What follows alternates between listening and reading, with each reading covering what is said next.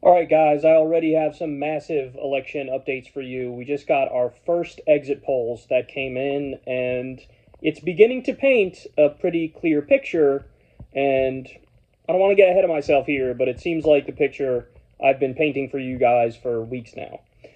So before I get to that, though, Trump's at it again, man. Trump is at it again. He took to Truth Social, and he's already laying the groundwork. He says, a lot of talk about massive cheating in Philadelphia, law enforcement coming. You also have Alex Jones saying he's covering Democratic election fraud live. So they're already starting because they know, as I'm about to demonstrate for you, the numbers really, really do not look good for them. And I warned you guys about this red mirage scenario. It's going to look early on in the night like Trump is winning and the Republicans are doing well because they count most of the election day numbers are counted first, and that skews more pro-Republican, but then the mail-in ballots are usually counted second, and that skews more Democrat, so it'll look like Trump and the Republicans are up, and then the Democrats will come back and win.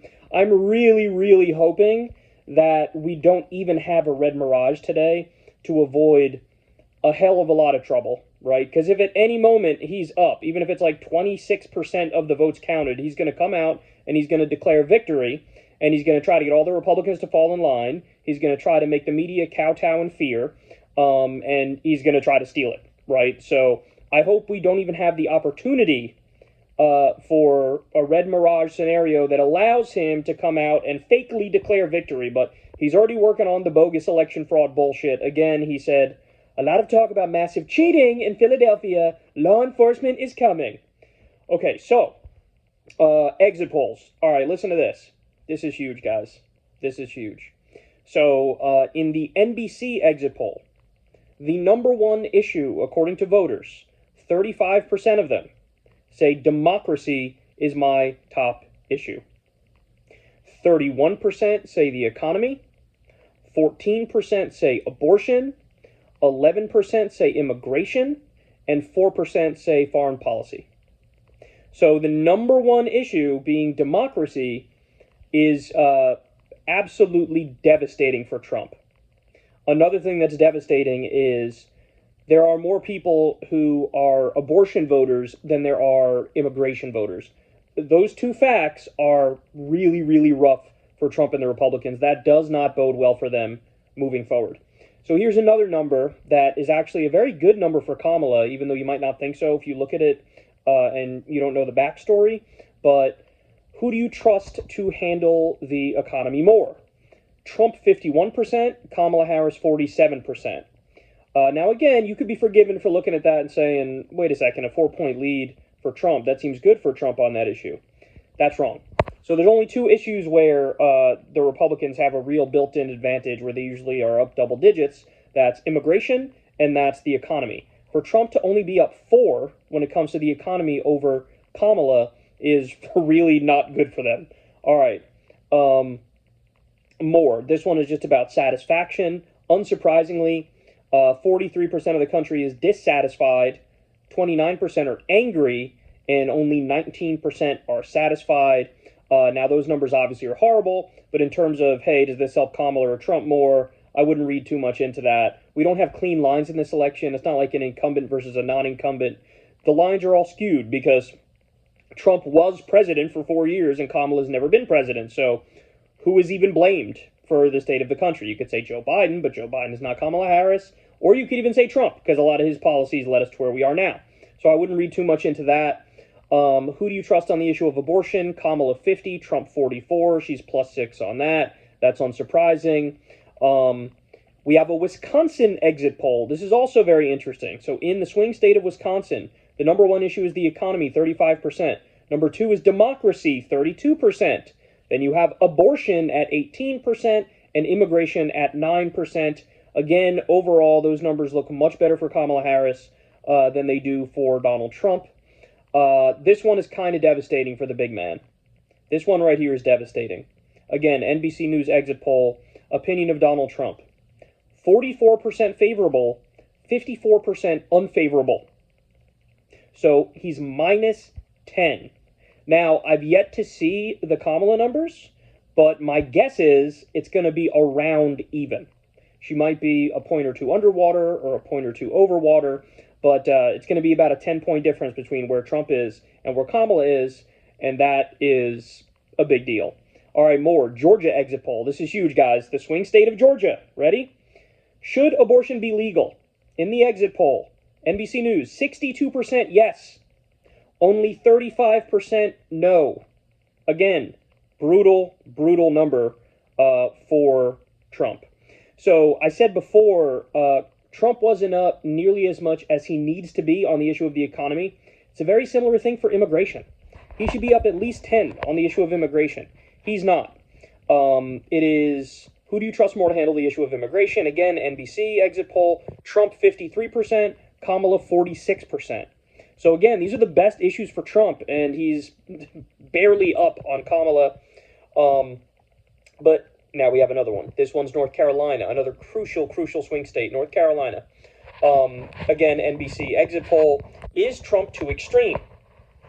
51% say yes, 46% say no. Wow. 51% said yes in the swing state. Trump is too extreme. Okay. Oh, by the way, Harris's number, if you were curious on that, 49-49. It's a wash. He's -5. She's tied at a wash, 49-49.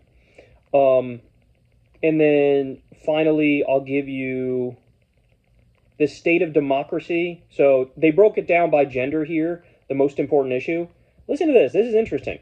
So the number one issue for women is democracy, 33%. For men, it's the number one issue as well at 36%.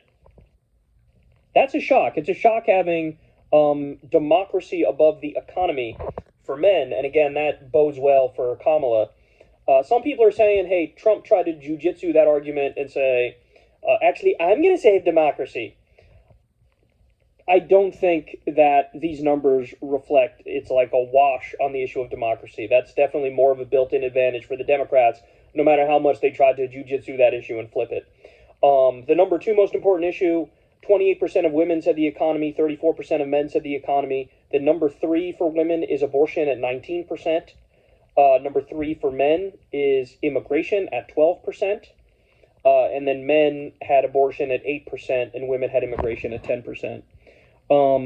Another very good piece of news for Kamala is in Philadelphia, Pennsylvania, the vote total is going to surpass the 2020 totals. So some precincts are as high as 150%, the 2020 totals. With massively high turnout, again, this really does not bode well for Trump. We also have the overall gender numbers in the NBC, or I'm sorry, this one's a Reuters exit poll. The overall gender numbers, you ready? Women are 53% of the electorate, men are 47% of the electorate. And just to put that in perspective for you, that is, women being at 53 is up 1 point from what it was in 2020.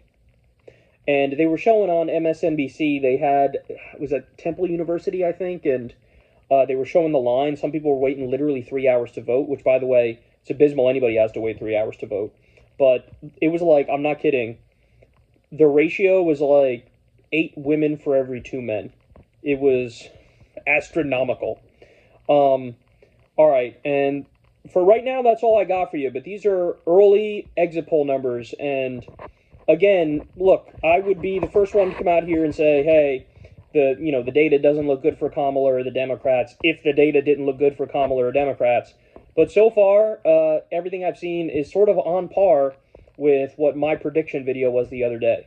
What my low number for Kamala was, what my high number for Kamala was. I think the pollsters really screwed the pooch on this one, man. I think they massively underestimated the number of young people and the number of women that were going to come out. We had some little hints of that being true towards the end of the race, like the Iowa Seltzer poll, which had Kamala +3 in a state that's supposed to be Trump +10. That might be a real indication of what we're looking at right now.